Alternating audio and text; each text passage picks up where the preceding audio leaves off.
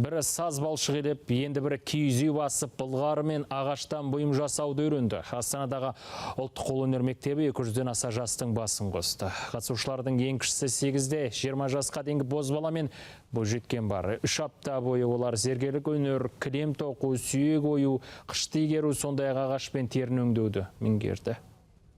Керемет өтті десем де болады. Себебі балалардың қызығушылығы таң қалдырды. Себебі олар үнемі сабақтан қалмастан ұдайы келіп жүрді. Күнделікті. Олардың сұрақтары көп болды өте.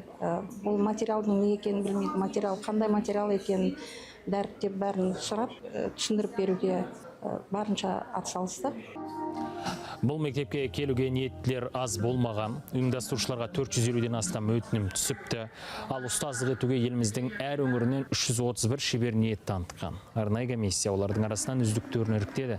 Қорытынды іс-шарада шәкірттердің қолынан шыққан туындылар көрмеге қойылып, түлектерге сертификаттар табысталды. Ұлттық қолөнер мектебі жобасын біз алғаш рет іске асырып отырмыз. Ата-аналардың тарапынан, оқушылардың тарапынан ұсыныстар болды. Жобаны әрі қарай жалғастыру бойынша. Әрине біз жалғастыратын боламыз.